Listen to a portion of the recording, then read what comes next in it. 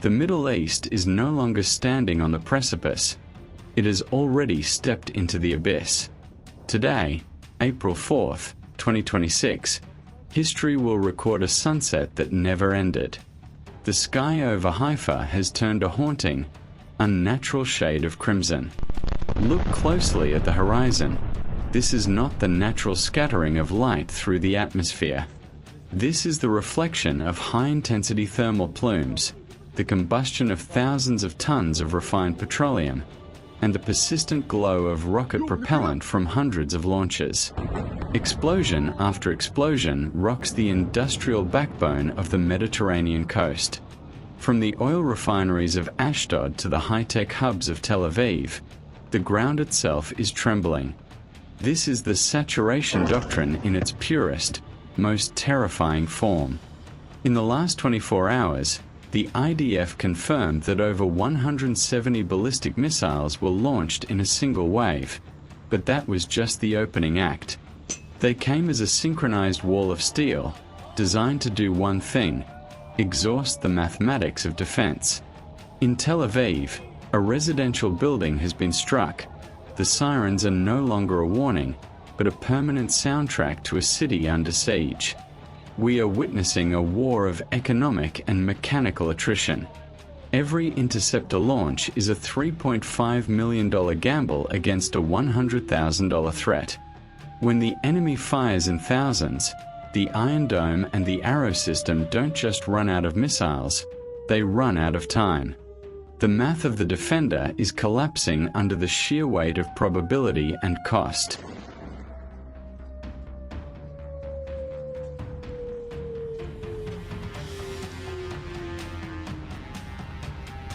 To understand the chaos of this hour, we must dissect the events of February 28, 2026. Operation Epic Fury was heralded by the Pentagon as the ultimate decapitation strike. The plan was elegant on paper, a masterclass in 21st century shock and awe.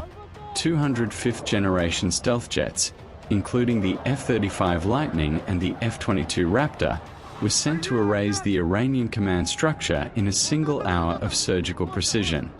They hit the palaces in Tehran. They leveled the IRGC headquarters. They even confirmed the elimination of the Supreme Council.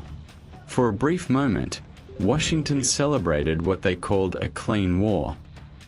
They believed that by removing the head, the body of the Iranian military machine would wither and die. They expected a collapse, a revolution, or at least a surrender. But they missed the fundamental truth of modern asymmetrical warfare. The Iranian military is not a pyramid, it is a hydra. When the central nervous system in Tehran was severed, the dead hand protocols took over. Automated, decentralized command loops, buried 500 meters deep in the reinforced bunkers of the Zagros Mountains, activated instantly. These missile cities do not need a phone call from a general to fire. They only need to detect the silence of Tehran, the absence of a keep-alive signal from the capital. The strike killed the men, but it breathed autonomous life into a machine that was built for this exact apocalypse.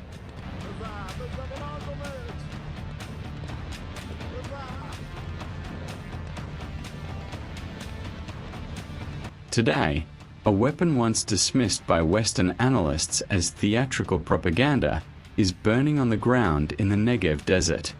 The Fatah-2 hypersonic glide vehicle has made its combat debut, and it has fundamentally changed the rules of engagement. Let's talk specs. Traveling at Mach 15, approximately 18,000 kilometers per hour, the Fatah-2 does not follow a predictable parabolic arc. It exits the atmosphere and then re-enters, skipping across the dense layers of air like a stone across a pond. This maneuverability renders traditional interceptor logic, based on trajectory prediction, completely obsolete. The flight time from the silos of Tabriz to the heart of Tel Aviv is exactly 340 seconds. By the time US Space Force satellites confirm the thermal bloom of the launch, the weapon is already halfway to its destination. This leaves the target with a decision window of less than 60 seconds. Even the Arrow 3, a masterpiece of Israeli-American engineering, is struggling. We are seeing the end of the safe rear. There is no longer a back line when the enemy can strike any coordinate in the region in less time than it takes to boil a kettle. The shield has been cracked, and the world is watching the pieces fall.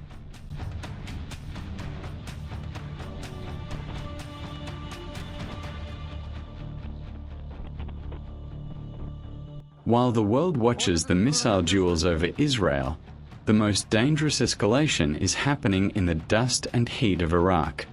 Today, the green zone in Baghdad has become a bullseye.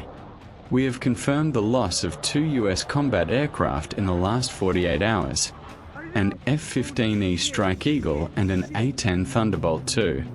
The image of an American jet burning on a foreign runway is the ultimate symbol of a superpower in distress. The Pentagon is currently scrambling elite search and rescue teams, but the axis of resistance is closing the net. This isn't just a regional skirmish anymore. It is a direct challenge to the unbeatable American air dominance. For decades, the US Air Force operated with the assumption that they owned the sky. That era ended today. A web of autonomous drone units, combined with high-end mobile SAM systems like the Iranian Bavar 373 and the HQ-9B, has turned the Iraqi airspace into a lethal maze. The US is being pulled into a multi-front attrition war that is burning through precision-guided munitions faster than American factories can replenish them. It is a logistical nightmare that Washington never prepared for. The arsenal of democracy is running on empty.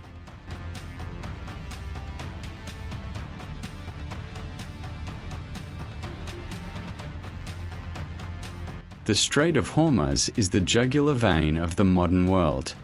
Today, it is under a Tehran toll booth policy. Iran hasn't just blocked the water, they have weaponized the very concept of international trade.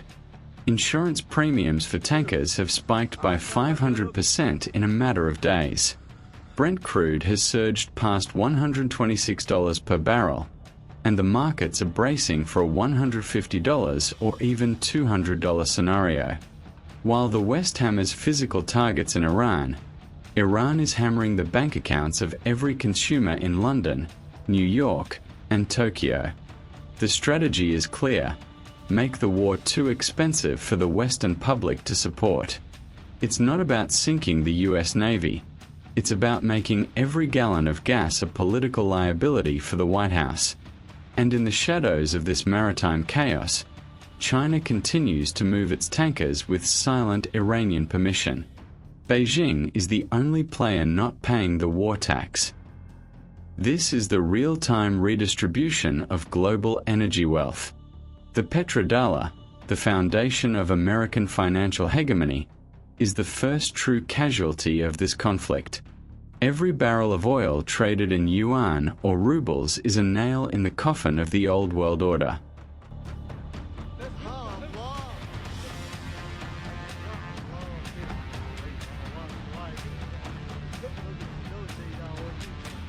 Moscow and Beijing are not just observers. They are the architects of the alternative order. As the US depletes its Patriot and THAAD interceptors over the Middle East, Russia is watching the Western arsenal of democracy empty its shelves. Every missile fired over Tel Aviv is one less missile available for Eastern Europe or the Pacific. China, meanwhile, is conducting a masterclass in resource realpolitik.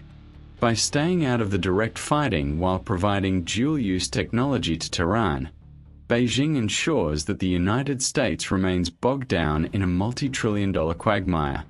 The pivot to Asia is officially dead, buried under the rubble of Baghdad and Haifa. The strategic distraction of the Middle East has given China the window it needed to solidify its grip on the South China Sea. This war is a gift to the rivals of the West. a self-inflicted wound that Washington refuses to stop cauterizing.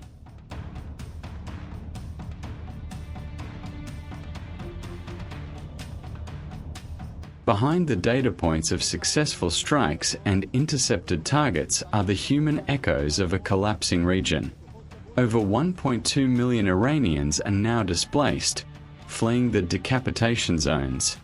In Israel, the psychological toll of the shrapnel rain is breaking the social fabric of a nation that was already on edge. Who is winning? Washington has the superior technology. Iran has the superior endurance. But as the civilian death toll climbs into the thousands, victory becomes a hollow, meaningless word. We are witnessing the Great Reset of the global order. The world we knew on February 27th is gone forever. The post-1945 architecture of security has been dismantled in 35 days. What remains is a darker, more volatile era where truth is the first casualty, and the only survivors are those with the deepest bunkers and the most batteries. The age of the single superpower is over. The age of the global fire has begun.